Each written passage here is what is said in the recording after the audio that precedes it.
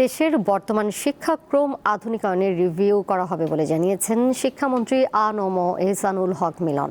বৃহস্পতিবার সচিবালয়ের সংবাদ সম্মেলনে তিনি আরও বলেন, ক্লাসরুম ছেড়ে রাজপথ দখল করে আন্দোলন করা যাবে না।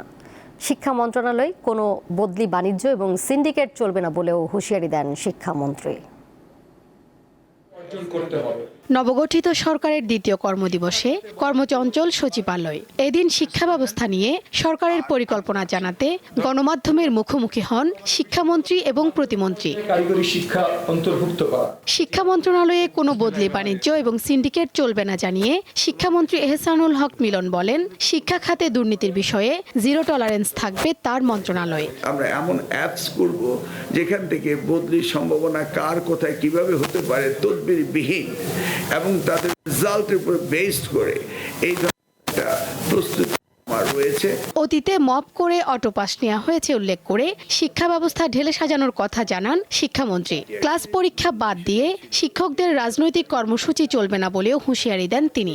আমরা কারিকুলাম রিভিউ করব এবং যেখানে যা পরিমার্জন করা প্রয়োজন সেটা আমরা করব।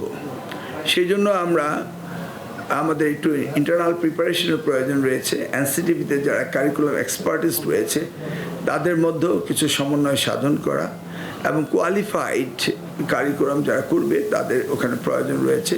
এ সময় মাধ্যমিক স্তরে খেলাধুলা বাধ্যতামূলক এবং কারিগরি শিক্ষা অন্তর্ভুক্ত করার কথা জানান শিক্ষা প্রতিমন্ত্রী ববি হাজ্জাজ। আমরা শিক্ষা নিয়ে রাজনীতি করব না, আমরা শিক্ষা নিয়ে রাষ্ট্র গড়ব। মাননীয় প্রধানমন্ত্রী জনাব তারেক রহমান যে বাংলাদেশ কল্পনা করেন, দক্ষ, ন্যায়ভিত্তিক, প্রযুক্তি সক্ষম, মূল্যবোধ সম্পন্ন, সেই বাংলাদেশ গড়ার সবচেয়ে শক্তিশালী হাতিয়ার হলো শিক্ষা। মন্ত্রণালয়ের কার্যক্রম অ্যাপের আওতায় আনার কথা জানানো হয় সংবাদ সম্মেলনে। আমরা সেগুলিকে অ্যাড্রেস করব। শিউলি শবনম, দীপ্ত সংবাদ, ঢাকা।